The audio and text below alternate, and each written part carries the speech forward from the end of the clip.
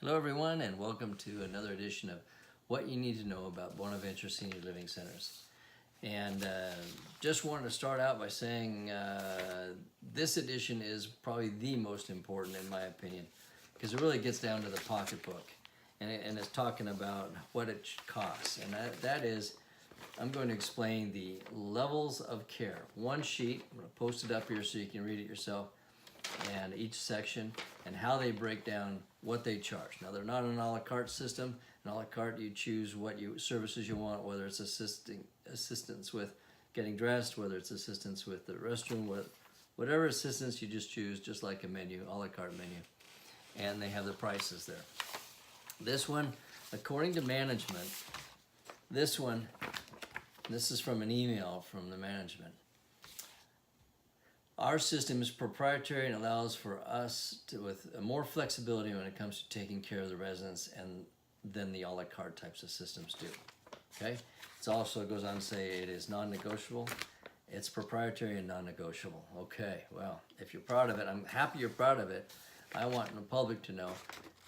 And in a recent meeting with a different manager, actually it was the same manager, she says, you know, it's our right, company, to charge how we want. Well, it's my right to inform the public exactly what this means, because unfortunately they did a very bad job, and I didn't do my research before we elected to reside here. So I'm here to educate you exactly what that means. So yes, it's your right to charge this, but it's the public's right, my right, to tell them exactly what that means. So what you're going to see is a 5-level system on this, and at the end, what they charge per hour if you exceed a certain amount of hours. So on the screen, level 1, $550 up to 15 hours of care. Okay, and you can see the some basic items under there. It's not very well, you know, it's very vague, shall we say. Level 2, $975 an hour. Again, this is the key. Level 2, up to 26 hours and a half hours of care per month. Now, you would assume that if you're on level 2, you've used the 15 hours of level 1. Nay. Not going to happen here, folks. You can be 2 hours and be in level 2. And I'll show you how true that is. Level 3, $1,350 for up to 38 hours. Level 4, $1,775 for up to 49 hours, 49 and a half. Level 5, their top level, $2,210 up to 61 hours of care. And then last paragraph, I'm going to focus on this one for a sec. Okay, read this carefully with me. If services exceed 61 hours of care per month, then a flat hourly rate of $36 per hour will be applied to the total hours of the service. For example, you know, anyway, talk about an example. Now, folks, let me tell you this. They do not track how many hours your loved one is using their services. There's no tracking. There's no way. They don't have a system, a method. They do have a call light system, folks. And in every room, you pull a button, you pull a light, and you can get help coming to your room. Now, they do have the ability to actually press a green light when they walk in and start a clock, and press a red button right next to it, all the same panel, and stop the clock. And I don't know why they don't use that and give that report and charge per hour, because that would be phenomenal. I'd be happy to pay per hour. Heck, I'd pay more per hour than your 36 bucks an hour, because double that, because right now I'm paying 10 times that, and I'm going to show you why. Because they don't track it. So they say, and they will say, they're the first to say, we're not an hourly system.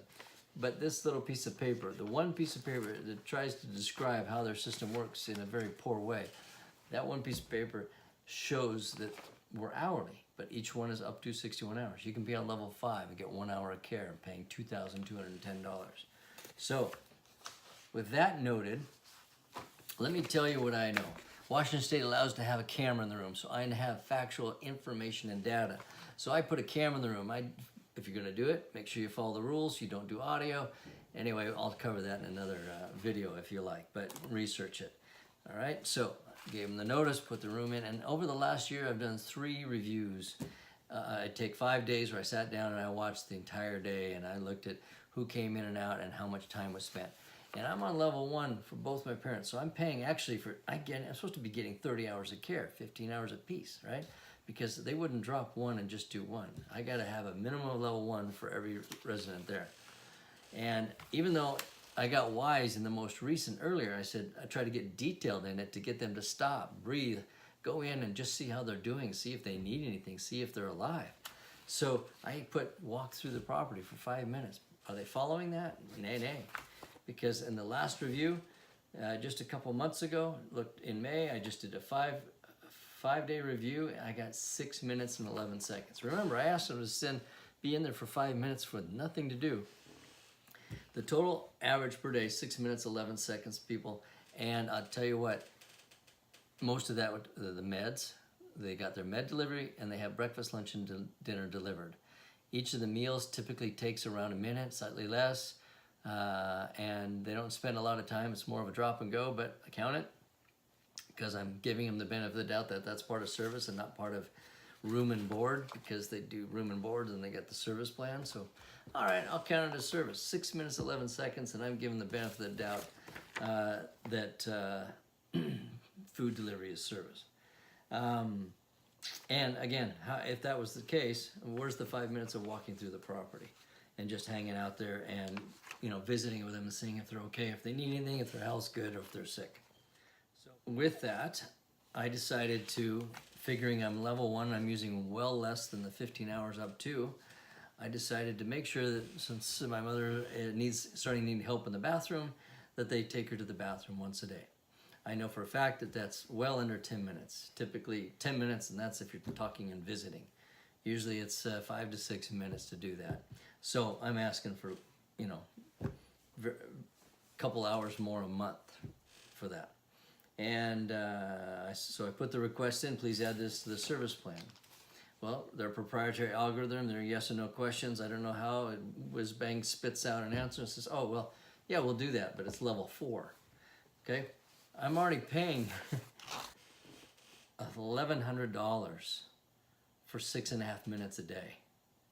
$1,100 for I got 2 people in there, $550 minimum each. $1,100 for 6 minutes a day, and they wouldn't add that unless I take one of them, the one that's for my mother, and add and go to level 4, which adds another $1,225.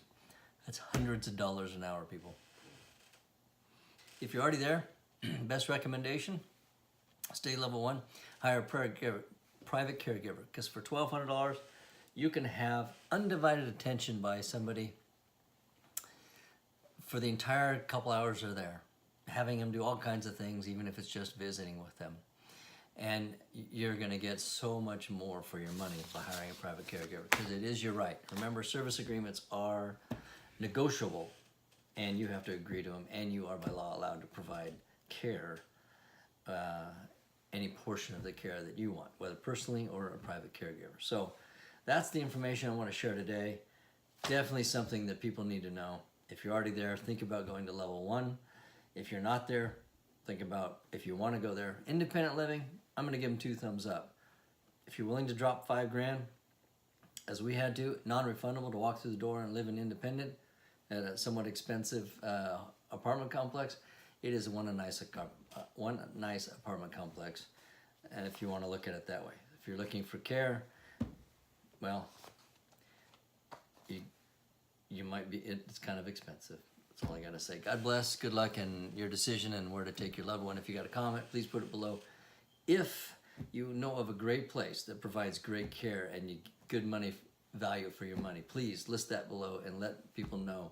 Great place to go, and people that are actually, places that are actually providing care. Because at this facility that I'm at, 2 caregivers for 56 plus individuals in that section of assisted living.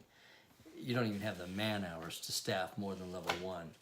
The average has to be level 1 or less if you do the math, and I'll show you that in a future video. God bless and have a good day.